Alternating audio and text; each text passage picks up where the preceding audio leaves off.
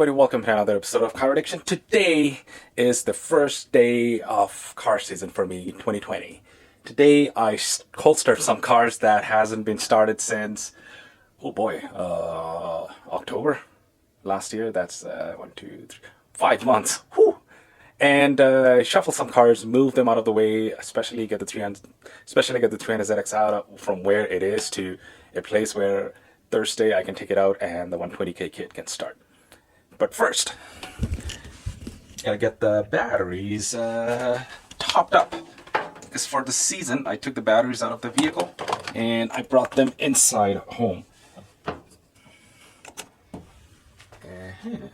Doesn't look too bad, 12.5 volts. And about 60% charged. So let's just get it charged up.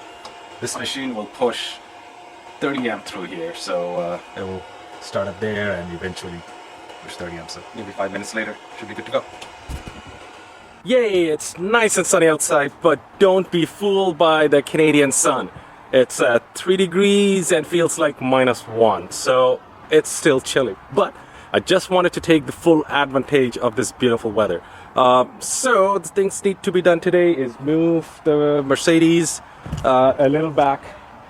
The MR2 will come down here, and while we're doing that, we're going to move the 300ZX where the MR2 is, because Thursday the 300ZX needs to go to the mechanic shop, and today, as the ground is hard, so I'm not going to make a run. I think Wednesday night we get a lot of rain, so if I don't move it today or tomorrow latest, tomorrow I'm working so I can't do that. If I don't do it today, it's going to be too late. On the other hand, just wanted to give you guys a heads up that you should all perform hygienic measures due to the coronavirus epidemic going out. Avoid all kinds of mass gathering. Car shows. I went to a car show yesterday. It was amazing. Wash your hands. If you can't find hand sanitizers, wash your hand every time you touch something or somebody. And take showers. Do the right thing. Take care of your friends and family.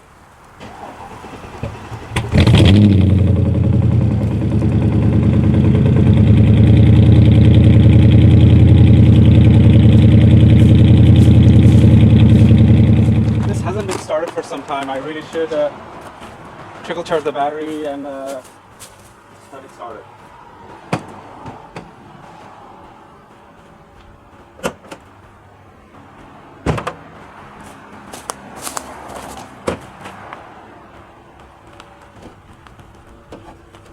I'm putting it at 10 amps because I know the battery is not dead. I can still start the vehicle, but I just wanted to bring it up to temperature after the full charge. So I'm pushing it hard 10 amp. Hey everybody, I will be giving away the Car Addiction window stickers to one lucky subscriber every month, so please hit the subscribe button right away. So the battery's in. I needed a little top up on the radiator because of course the water pump is leaking, so over the winter it sat down and probably needed about half a liter if to bring it up to the level. Now I'm gonna start it, but I do expect the back side of the motor to smoke a little because the valve cover gasket on both sides are leaking heavy, and that's one of the things I'm going to be doing with the 120K kit. So a little bit of smoke on the back, as long as it doesn't catch fire, it's fine. But even if it does catch fire, I got Haggerty. I'm covered. There's the key.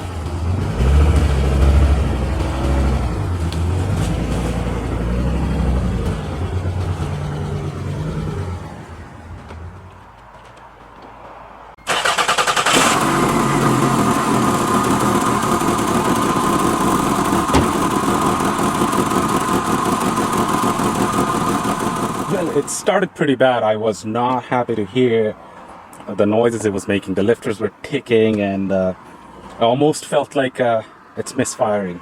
But once it warmed up, now it's warmed up. The oil pressure is back to normal. The temperature gauge is back up. It doesn't feel that bad. I certainly believe the misfiring or whatever that was, it's gone. And the ticking noise came down. And it always happens to me whenever I leave the car.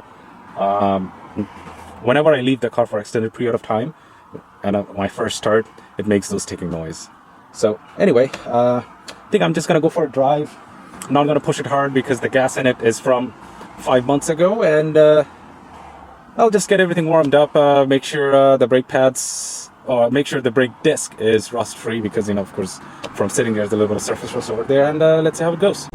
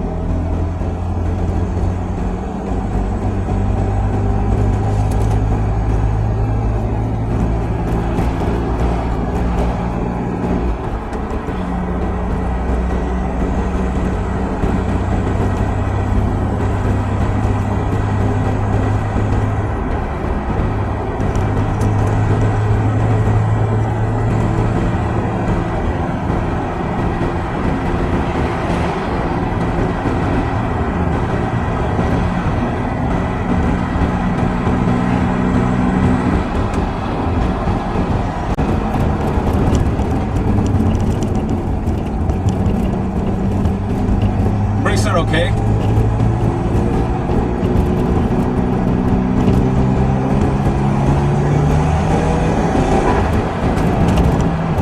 Turbos are okay.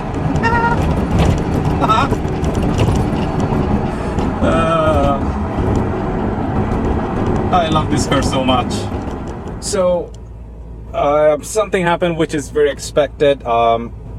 First of all, I think I'm low on air pressure on that tire, rear passenger side, and also the tires has been sitting in the same spot for 5 months or so in cold Canadian winter. There's bald spots, and I actually know how to take care of them. It happens to me almost every season. The way to get rid of bald spots in your tire is find a hot day, especially if you wait till one of those days when it goes to 25 degrees or something like that, maybe mid or late April, and then you have to overinflate the tires. If the recommended PSI is, let's say, 32, put 40 PSI, and then go for a drive in a really hot day. That will take care of those flat spots most of the time, unless it's an older tire or a less expensive tire, which the rubber is not that malleable. That's what I would do, but actually this season I'm planning to change my tire compound, so stay tuned for that. So I just came back from my little drive.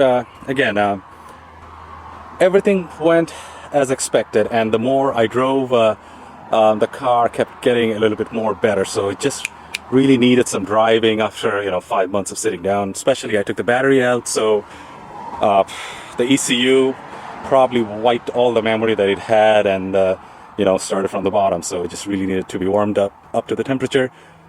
Went for a drive. Things are dandy. So what I did now is I packed the bag with all the parts that I'm going to need to finish the job. That Chris Auto, link in the description. Chris has been with me since day one with my automotive extravaganza, and really wonderful guy. Hit him up. Really good quality work. Really good quality work with the best bang. So let me show you the list. First of all, he's going to do the 120K kit. So there's the belt tensioner, the big belt tensioner. ITM, I used this product before, and I'm sorry to the purists that you guys are gonna get a little pissy, but you know what? I used this product before on a daily driving car, and I beat the crap out of it. It handled well. And then the water pump and the other belt kit and the tensioner and the spring and everything is the Gates product. Again, I have used Gates product a lot of times. They are good quality product for the money. So all the guys that you want me to use Nissan, I get it, sure. But I just don't see the value using a Nissan, so I'm sticking with Gates. Next thing is, I only have 2 belts. I really have to go and check my notes. One of them is an AC, one of them is a fan. I need one more belt. I just don't know which one. We'll figure it out. While Chris is doing that, he's gonna change the diff oil. I'm going with Amsoil Severe Gear 7590 full synthetic. This already has the additive inside for a limited slip differential system, and the Z32 it is. It's a helical differential system, so this is a great product.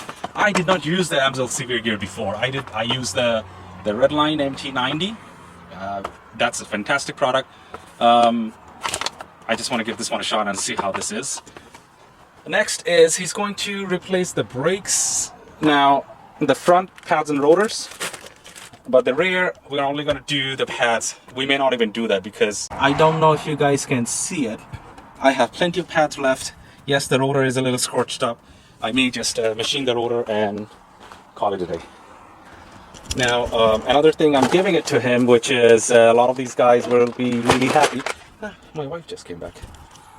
Is a set of 3 or 4 stainless steel bolts. There's crap bolts, but all of these Nissan parts, 3 or 4 stainless steel bolts, just because all the bolt he's going to take off to do the job, he will replace everything with stainless steel bolts, or there are some aluminum bolts here.